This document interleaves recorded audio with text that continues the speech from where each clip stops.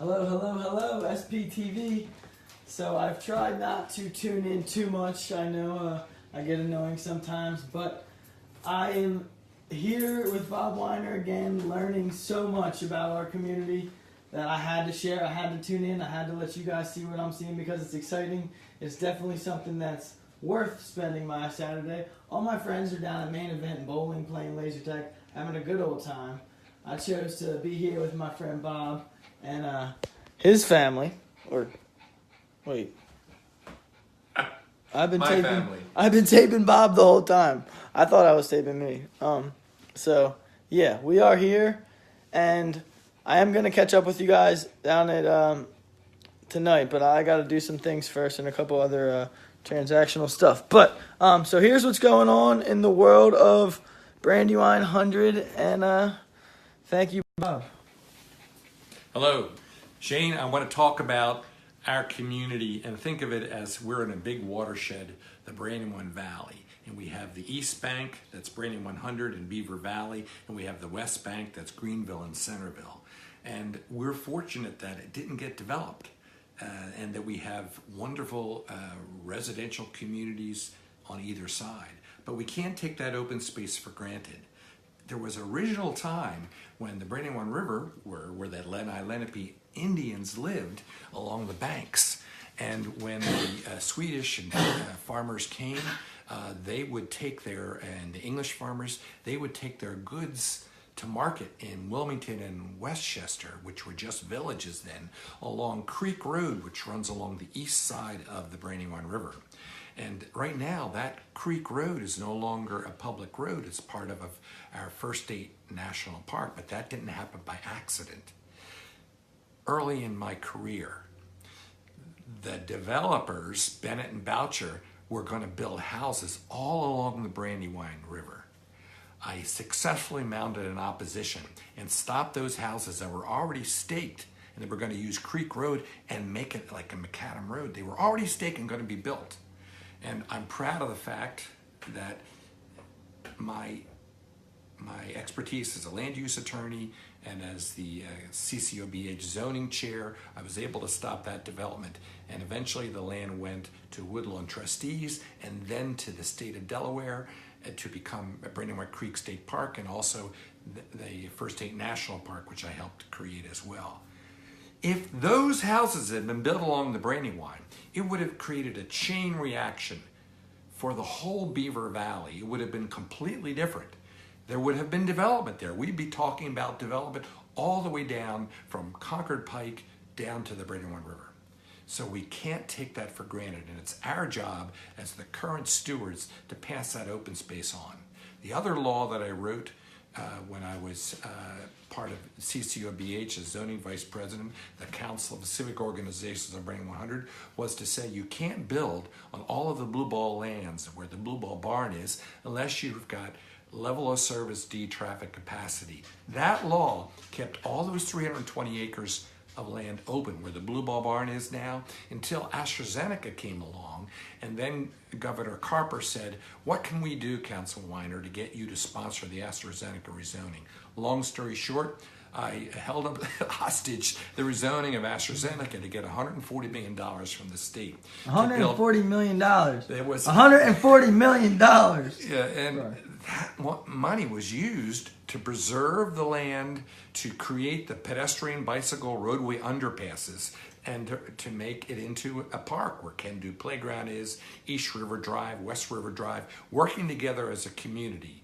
And the Blue Ball Barn was part of this, and we connected Eastern Brandywine 100 to Western Brandywine 100 and pathways right down to the Brandywine River. So when people say, well, you can't build walkable, attractive, safe, aesthetically pleasing underpasses underneath Concord Pike to connect the different sides of the community, we've already done that. We did that. We worked as a community. Hundreds of us 20 years ago, back at the turn of the century. So now we have to remember that a healthy community and Vital has both economic development and social equity. It has to be a quality place where people want to live so they can walk and bike and drive, if they choose, to where they live, shop, work, play, pray, and school their children. This is why we love living in our community. But continuing to build roads is not going to be sustainable. The last time I checked, tongue firmly in cheek, procreation was a constitutionally protected act.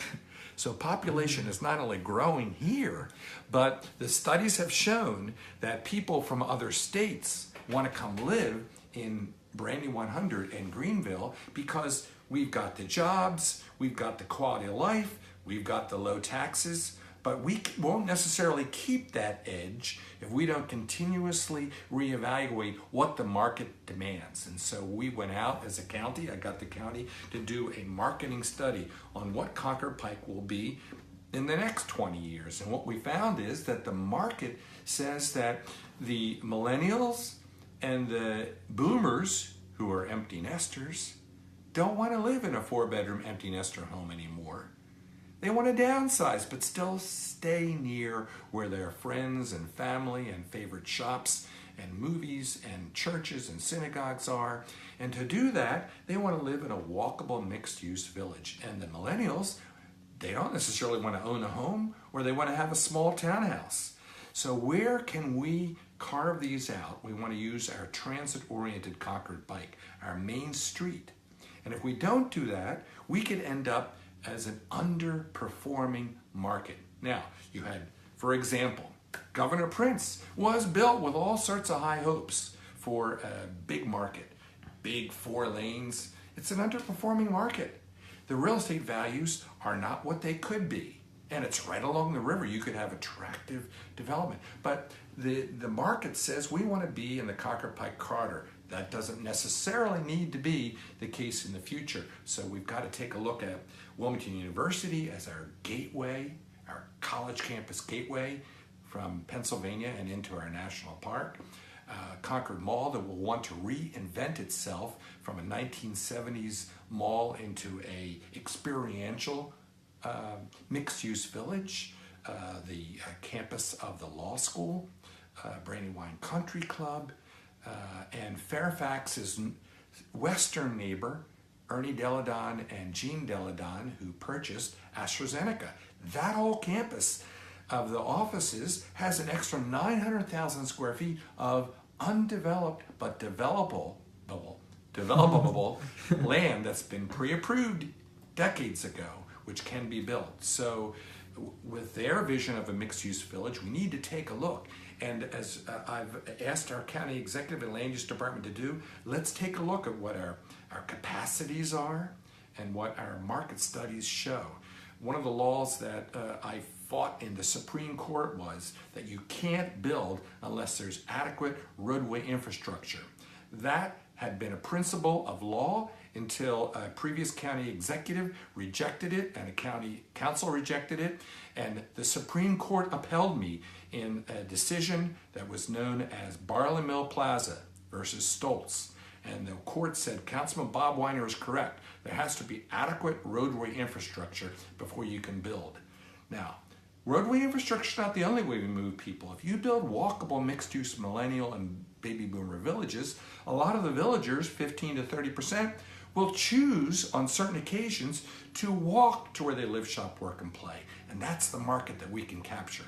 Now, Shane, if you zoom in, I'm going to show you some of the slides from this study that's going to be community involvement with a 202 master plan request for proposal for 2018. And the goal is to redevelop US 202 as a high quality and attractive multimodal corridor with provisions for mixed-use land development with walkability, bikeability, and placemaking. Placemaking means that Concord Pike is just not a road you're going to travel through to get to someplace else. It says it serves another purpose. It's our local main street. It's a place where we already have villages. They're not incorporated, but Tallyville and Fairfax and Brandywine are villages. Now, what is a village, you ask? A village is where you can walk to where you live, shop, work, play, pray, and school your children within a 5 to 10 minute walk. It doesn't necessarily need to be incorporated. We've got the village of Tallyville, the village of Fairfax. That's a legal term. A Those are community, legal that's a land use term. planning term. And what is a town? What is a city? It's a collection of villages. So you have within the city of Wilmington, You have Trolley Square. That's a village within the city. You've got the waterfront. You've got Little Italy. Those are all villages where people, 5 to 10 minute walk, they can walk to where they live, shop, work, play, pray, and school their kids. And that makes it economically vital. It keeps the property values high, keeps the quality of life high, and it's necessary for us to sustain our community. So we're studying the Concord Pike corridor because we know Concord Pike is a road where people commute from Pennsylvania into Delaware to work, but it's also our main street. And right now there's no walkability, no bikeability, and the market is demanding that we have that. If I'm not mistaken, the protection of our citizens is also needing that too. We're still the #1. Yes, as we just posted in the news journal, Delaware is the #1 in an area that we don't want to be #1 in, pedestrian fatalities. And for us to safely make it viable for our main street to also serve as the opportunity to be a transportation corridor and a main street is to have walkability on both sides of Concord Pike. But you don't want to have your sidewalk right on Concord Pike. You want to have it a block away. And we have the opportunities to master plan those pathways within the strip of land between the commercial and the residential. We already are putting those pieces together. But additionally, we have opportunities to create a lattice work, a matrix of pedestrian pathways, underpasses. Like when you go to Rock Manor Golf Course, you feel very safe when you take the golf course little roadway underneath because it's well lit, it's wide. When you go to Blue Ball Barn from Eastern Brandywine 100, you go underneath Concord Pike. It's a safe, aesthetically pleasing underpass. And we're going to do the same thing potentially at Delaware Law School to touch the one finger of the national park, that wooded area that touches Concord Pike just south of the 5 restaurants. And we could have one at Fairfax, and we could have another one right at Concord Mall to connect the villages so that you're not constantly needing or wanting to get into a car to go from one side of your village to another to experience, like you do in other places that you want to go when you're on vacation. Yeah. You don't go to a place where you're going to be driving your car. You go to a place where you park your car, and then your experience is as a pedestrian or a bicyclist. It's where pedestrians are the first-class citizens and automobile are welcome, but they're second-class citizens, just by the design and layout of how we do new urbanism and smart growth planning. Yeah. So to go back to the study considerations that are part of public hearings coming up, the 2 demographic cohorts in this market, it's the baby boomers, the empty nesters. 1945 to 1965. Correct, and the millennials. They favor walkability and mixed-use compact development. So that doesn't change the fact that at some point in your life when you're having children, you may not want to be in that immediate corridor, but then, before you're in the children-bearing part of your life, millennials and boomers, you want to be near that. 202 has generally well-leased commercial buildings and has maintained its competitiveness as a retail and office location despite national trends.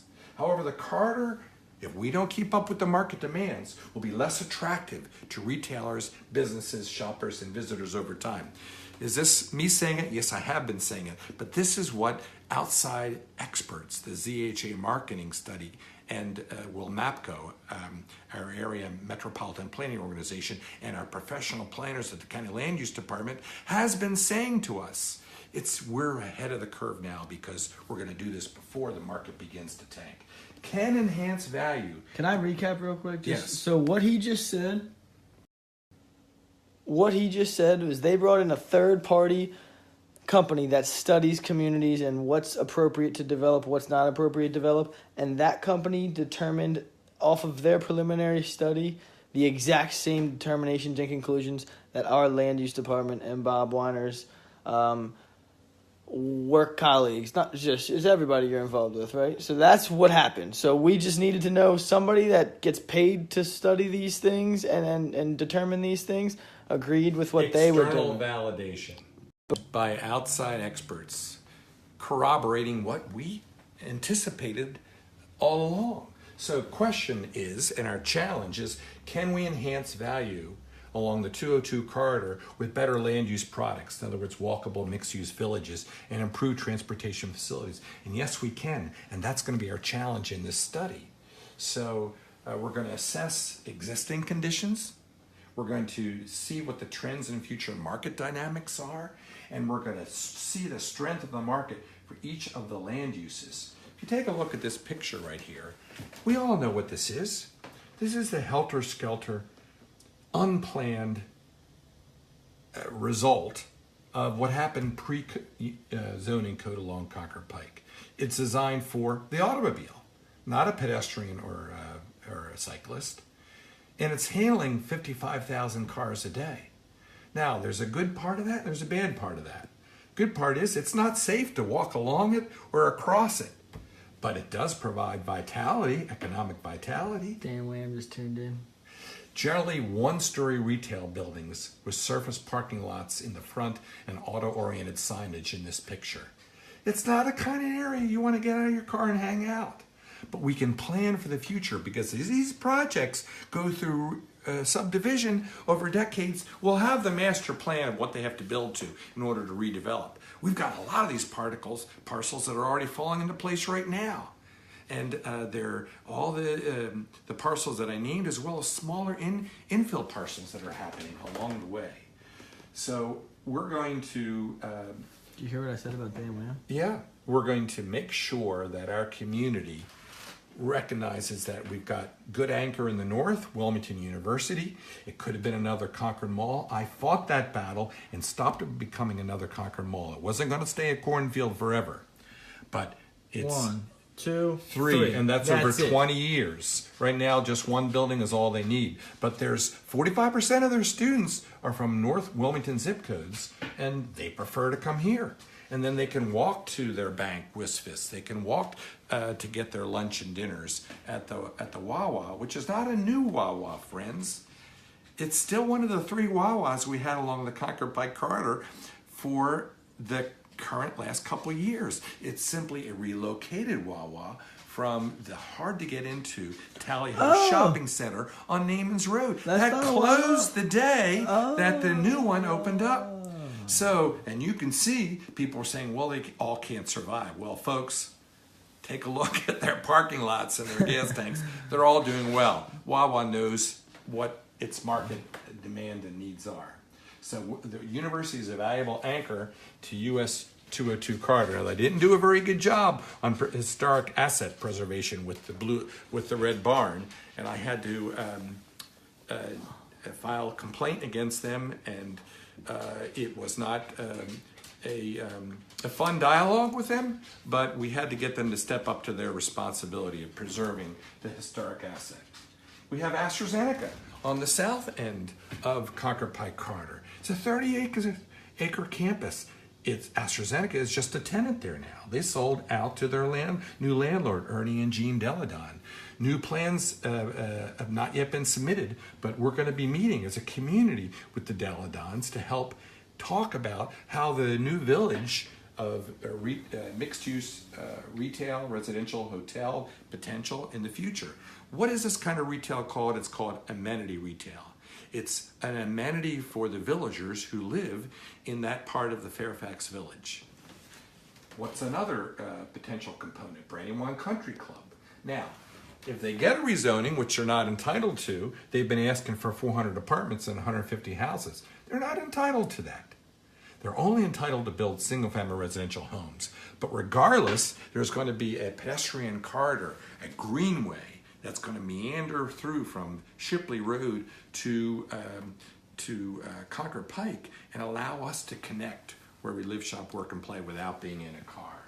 So this is a plan that currently has not yet been filed because their previous plan was rejected by the County Land Use Department, and they've been dialoguing with the Brandywine Country Club Working Group, all the Civic Association presidents along Shipley Road. We've been meeting with them every month or so, and at some point after they've modified their plan, they're going to refile it, and then they'll go through a year-long process. So it's still a long way to go. The Concord Pike study is starting now. So just to confirm, because a lot of people have these concerns, the vote whether or not the rezoning of Brandywine Country Club will be approved or denied is going to be in the spring of 2018. I would guess spring of 219. Yeah, 2019. I'm sorry. Maybe summer. We don't know. Yeah. Because in a project of that magnitude, it typically takes 9 months to a year from the date of filing, and they haven't filed. Oh wow. Okay. So. Yeah. Concord Plaza. Zoom in on this picture. This is what we all see going up. What used to be the tired 1970s shopping center or office complex, and by right they have a right to redevelop it, and they're building this mixed-use millennial boomer village where it's going to be apartments, retail, office uses, 341 apartments, 423,000 square feet of office, and 37,000 square feet of amenity retail.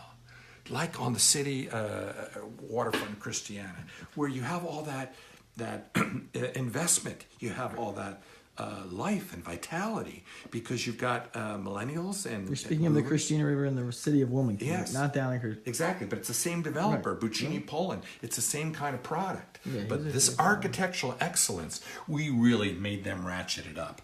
This is going to change the village of Taylorville for once and for all, and it'll take the other shopping centers that are around there that are tired and incentivize them to rebuild to this standard. Right. That's good for our social equity, and it's good for our economic development, it's good for our property values, and it's good for the people that want to live in our community, that already live in our community. And all the boomers that are downsizing from their 4-bedroom empty nester homes, as well as all the millennials that are working 6-figure jobs at J.P. Morgan, Demours, AstraZeneca, Wilmington University, DuPont Company, AstraZeneca. These are the folks that don't necessarily want to own a home initially. They want to have the opportunity to live within a walkable, mixed-use, transit-oriented village. This, my friends, is the product that we're going to see. It's got what's called a pedestrian precinct, a plaza, where you really want to park your car and get around and walk. You'll enjoy wine shops and restaurants and specialty shops in the lower level, and then our villagers will live up above. Or the communities nearby, their property value is going to go up, because the people who live in those homes, they're going to say, hey, if you live in my house or you buy my house, you can walk to this.